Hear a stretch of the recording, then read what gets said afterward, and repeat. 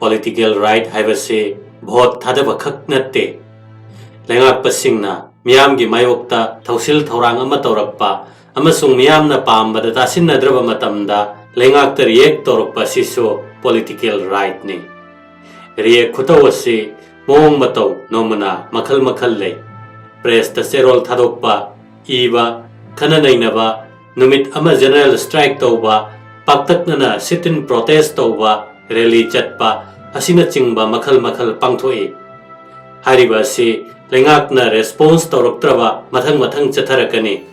sukta mak taraktaduna taliba demand phangdraba karidi upay lei mikhalda adugumba lengakpa adugumba political party adu tora tuna maithi halabade mathangda lengakta yawu uraroi karaiba kangbu adusu miyamgi kholau tadrabade aikhoi amasung aikhoi gi party maithi gani khanduna tagadabani masi aikhoi gi miyamna tawde adunani lauba khongba khuding tasinaduna leiriba chaukat palamda miyamgi khonjel taribasi asigumba lawsing asi leibanani aikhoi gi manipurda miyamgi khongjang aduki matik yamna changi miyamgi damak matam mangi thabak chuba chatpa yade kaithel kade dukan hangde direct tamba chatte lambi lamkhangda chathok chasin yade pumnamak kanana wai miyamna wai miyamna waragada tu'i haiduna tawdabadi yabra yade tawgadabani tawgatabu niyom chumna tawba changi karigi general strike tawri lauthoiba numittuda paktaknana miyamna yumdagi mapan tholaktaba aduna taibasi miyamna support tawi haibani adu oirabadi lengakna makhoina taliba demand adu pibigadabani pibada khudong chadaba leiragasu press ta madu khanghanba agaknaba matam ama thaduna miyamda pigani haina thajabadu piba yai adudi irang tawdre tawsinnarabadi irang mathang mathang amuk lakani lambi thatpagi maram karino asengbadi lambi thalibasi lengaki thabak chatpa mayam adu thinglaga lengaki thabak amatta tawhandrabadi lengaki thabak khuding fail oiraktuna demand do pinabani aikhoigina office kaba matam pung mapan tarada lambi thingwai masigi matung miyamna chatpada thingba horani numidangda su thingani kanadaba lambi khuthing tahalle micham miyamda waina awaba pi rally chatpa natraga sit-in protest tawbasu manipur pumbagi miyam saruk yaba ngamnaba pungphamda phamgadaba natte rotation nairaga district khudingi numit khadoklaga chatharabadi pothabagi matam legani kuina thengnaba sungamgani masi CSO apex body amana numit pibigadabani madu local organization amasung local club na paw lauduna kaman amagi makhada chathabadu yabigadabani ihau tawriba nupi nupa pumba thabak thana mayam ama leibado sindok sinjin tawjaba ngamme khwaidagi maruoiba awatpa amadi manipurda leiriba lup masing yame makhoi loina mana pambada pangtawda tawrabadi menama ita tadana pumchai chairaga leigane lup semduna leibiriba pumba apex oiriba lup ki makhada leigadabane local issue dadi local lupna adum tawjaba yai manipur pumbagi issue dadi punna chatminaba changi pau phajana phaunaba changi pariba placard amattoiba slogan changi ngangba masung laubada so sokpa yaba soktaba yaba khangminaduna chap manaba changi amana ama law amana ama ngang tawba yadaba matamni masi koknaba apex loop aduna leaflet mapung phaba ama slogan mayam ga loinana chaithokpa amasung press ta mapung phana hapiba changi aikhoi gi leibak se nungairi state home minister na haikibada central paramilitary force company chani ga humbudrani thoi leibak sidagi mapan gi mikhal gi company marifuni pal lawthoktuna chatkibadu halaklagani hairi makhoi pulapsi leiringai dani kuki khulai paibana tawningbata tawkhibado makhoi leitraga kharabu phai makhoi ase amatta leitraba kuki khulai paiba amatta chathok chasin tawba ngamoi company mayam ase leibagi kuki khulai paiba singna tawningbata tawbani jiri dadi CRPF ta nomai kapsilakpadagi asokapan nangduna siba yawgadagi kuki khulai paiba taramuk kaptuna hatkhibani makhoi da sokpadi yadaba miyamda hatpa tuppa tawbadi hanna yengdaba company ngaktani ꯃꯈꯣꯏꯒꯤ ꯃꯁꯤꯡ ꯌꯥꯝꯂꯤꯕ ꯃꯈꯩ ꯃꯩꯇꯩ ꯁꯤꯕꯒꯤ ꯆꯥꯡ ꯍꯦꯟꯗꯣꯛꯇꯨꯅ ꯅꯥꯒꯥꯁꯨ ꯐꯅ ꯌꯥꯝꯅ ꯁꯤꯕ ꯍꯧꯔꯛꯂꯕꯅꯤ꯫ NIAꯗ ꯁꯤꯟꯅꯕ ꯑꯁꯤꯁꯨ ꯏꯀꯥꯟ ꯀꯥꯟꯅꯗꯦ꯫ ꯍꯧꯖꯤꯛ NIAꯗ ꯀꯦꯁ 94ꯃꯨꯛ ꯂꯩꯕ ꯑꯁꯤꯗ ꯑꯃꯗꯒꯤ ꯍꯦꯟꯅ ꯄꯥꯏꯗ꯭ꯔꯤ ꯍꯥꯏꯕ ꯄꯥꯎ ꯑꯃ ꯂꯩ꯫ ꯀꯨꯝꯒ ꯂꯥꯏꯒ ꯄꯥꯕꯅꯤ ꯇꯧꯔꯤꯕ ꯑꯁꯤ꯫ ꯏꯁꯝ ꯁꯝꯅ ꯋꯥꯊꯣꯛ ꯑꯁꯤ ꯌꯥꯅ ꯌꯥꯅꯕ ꯃꯦꯅꯦꯖ ꯇꯧꯗꯨꯅ ꯑꯗꯨꯝ ꯂꯩꯔꯛꯂꯕꯅꯤ꯫ ꯄꯨꯝꯂꯣꯏ ꯂꯣꯏꯁꯤꯟꯅꯕ ꯍꯣꯠꯅꯕ ꯉꯝꯗꯦ꯫ ꯇꯧꯕꯗꯤ ꯉꯝꯕꯅꯤ, ꯑꯗꯨꯕꯨ ꯗꯦꯜꯂꯤꯅ ꯌꯥꯗ꯭ꯔꯕꯗꯤ ꯀꯔꯤꯒꯨꯝꯕ ꯑꯃꯠꯇ ꯇꯧꯕ ꯉꯝꯗꯦ꯫ ꯇꯧꯒꯦ ꯍꯥꯏꯔꯕꯗꯤ ꯀꯔꯤꯁꯨ ꯅꯠꯇꯦ꯫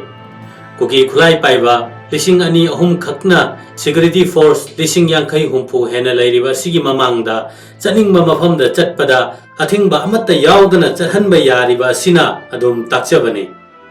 ꯅꯣꯡꯃꯇꯁꯨ ꯃꯈꯣꯏ 10-30 ꯈꯨꯠꯂꯥꯏ ꯄꯥꯏꯗꯨꯅ ꯆꯠꯂꯝꯕꯗꯒꯤ ꯀꯦꯝꯞꯇ ꯊꯥꯖꯤꯟꯈ꯭ꯔꯦ ꯅꯠꯇ꯭ꯔꯒ ꯐꯥꯔꯦ ꯍꯥꯏꯕ ꯄꯥꯎ ꯑꯃꯠꯇ ꯆꯍꯤ 3 ꯑꯁꯤꯗ ꯇꯥꯗꯦ꯫ ꯇꯝꯄꯥꯛꯇꯗꯤ ꯆꯍꯤ 3 ꯑꯁꯤꯗ ꯈꯨꯠꯂꯥꯏ ꯑꯃꯁꯨꯡ ꯂꯥꯜꯍꯧꯕ ꯐꯅ ꯌꯥꯝꯅ ꯐꯥꯔꯦ꯫ ꯍꯧꯖꯤꯛꯁꯨ ꯐꯥꯕ ꯂꯦꯞꯇ꯭ꯔꯤ, ꯊꯤ ꯍꯨꯝꯕꯁꯨ ꯂꯦꯞꯇ꯭ꯔꯤ꯫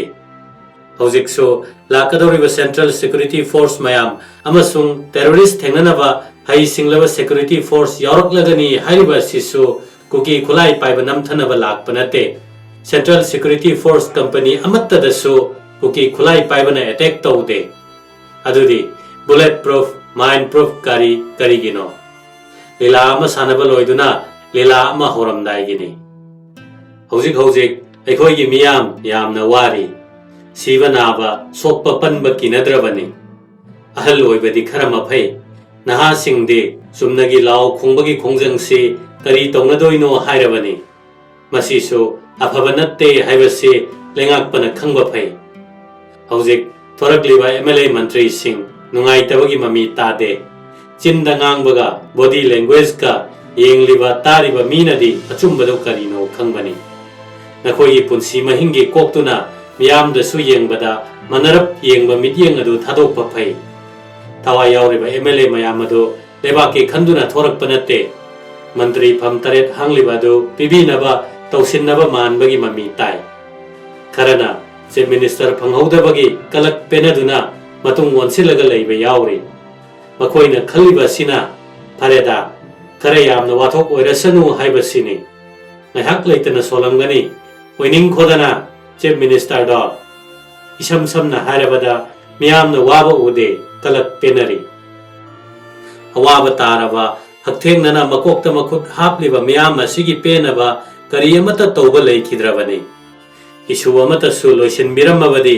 ꯊꯥ ꯈꯔꯗ ꯂꯩꯉꯥꯛꯄ ꯑꯣꯏꯔꯝꯃꯕꯁꯨ ꯃꯍꯩ ꯂꯩꯒꯅꯤ ꯈꯜꯂꯤ꯫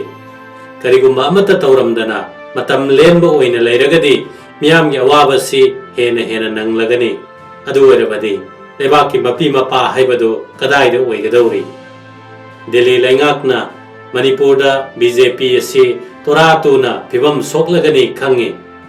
ꯑꯗꯨꯅꯕꯨ ꯂꯨꯄꯥ ꯀ꯭ꯔꯣꯔ 350 ꯀꯥꯏꯊꯔꯒ ꯅꯨꯄꯤ 3.5 ꯂꯨꯄꯥ 10,000 ꯗꯥꯏꯔꯦꯛ ꯕꯦꯡꯛ ꯇ꯭ꯔꯥꯟꯁꯐꯔ ꯇꯧꯗꯨꯅ ꯑꯦꯀꯥꯎꯟꯇ ꯍꯥꯞꯄꯤꯒꯅꯤ ꯍꯥꯏꯕꯁꯤ ꯊꯝꯕꯗ ꯌꯥꯔꯤꯕꯅꯤ꯫ ꯌꯥꯝꯗ꯭ꯔꯕꯗ ꯅꯨꯄꯤ ꯑꯃꯃꯝꯒꯤ ꯅꯨꯄꯥꯁꯤꯡ ꯑꯗꯨ ꯊꯥꯔꯒ ꯚꯣꯇꯔ 9,000,000ꯇꯤ ꯈꯨꯠꯇ ꯄꯨꯔꯒ ꯂꯥꯛꯑꯅꯤ ꯍꯥꯏꯅ ꯄꯥꯔꯤꯕꯅꯤ꯫ ꯚꯣꯠꯇ ꯊꯥꯗꯔꯤꯕ ꯀꯣꯛ ꯑꯁꯤ ꯃꯅꯤꯄꯨꯔꯗ ꯇꯪꯗꯨ ꯂꯩꯇꯥꯅ ꯂꯩꯅꯅꯕ ꯊꯥꯗꯔꯕꯗꯤ ꯅꯍꯥꯟꯅ ꯁꯥꯟꯇꯤ ꯂꯩꯔꯒꯗꯕꯅꯤ꯫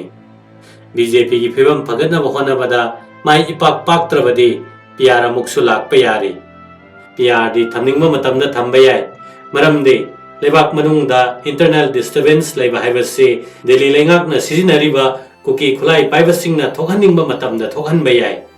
ꯏꯟꯇꯔꯅꯦꯜ ꯗꯤꯁꯇꯔꯕꯦꯟꯁꯄꯨ ꯂꯩꯔꯕ PRꯗꯤ ꯑꯗꯨꯝ ꯊꯝꯕ ꯌꯥꯏ꯫ ꯍꯟꯗꯛ ꯊꯝꯕ PRꯗꯤ ꯀꯥꯁꯃꯤꯔꯒꯨꯝꯅ ꯆꯍꯤ 3 ꯊꯝꯂꯒꯅꯤ, ꯃꯔꯝꯗꯤ PR ꯂꯩꯕ ꯃꯇꯝꯗ ꯃꯅꯤꯄꯨꯔꯗ ꯅꯣꯡꯃꯩ ꯃꯈꯣꯜ ꯑꯃ ꯐꯥꯎꯕ ꯊꯣꯛꯇꯦ꯫ 2023ꯀꯤ ꯈꯦꯝꯆꯥꯟꯒꯤ ꯂꯩꯉꯥꯛ ꯍꯦꯛ ꯂꯩꯕꯗꯒꯤ ꯇꯥꯡ 9ꯗꯗꯤ ꯂꯤꯇꯥꯟꯗ ꯏꯔꯥꯡ ꯂꯩꯕ ꯍꯧꯔꯦ꯫ ꯃꯗꯨ ꯍꯧꯖꯤꯛ ꯐꯥꯎꯕ ꯎꯈ꯭ꯔꯨꯜ ꯗꯤꯁꯇ꯭ꯔꯤꯛꯇ ꯂꯦꯞꯇꯅ ꯆꯠꯊꯔꯤ꯫ ꯃꯁꯤꯒ ꯂꯣꯏꯅꯅ ꯇ꯭ꯔꯣꯡ ꯂꯥꯎꯕꯒꯤ ꯋꯥꯊꯣꯛ ꯑꯃꯨꯛ ꯂꯩꯍꯜꯂꯦ꯫ ꯆꯞ ꯃꯥꯟꯅꯅ ꯌꯨꯝ ꯃꯩ ꯊꯥꯔꯦ꯫ ꯏꯝꯐꯥꯜ ꯇꯨ ꯎꯈ꯭ꯔꯨꯜ ꯂꯝꯕꯤꯗ ꯇꯥꯡꯈꯨꯜ ꯆꯠꯄ ꯉꯝꯗ꯭ꯔꯦ꯫ ꯆꯍꯤ 3 ꯑꯁꯤꯗ BJP ꯂꯩꯉꯥꯛꯅ ꯀꯔꯤꯁꯨ ꯇꯧꯕ ꯉꯝꯃꯝꯗꯦ꯫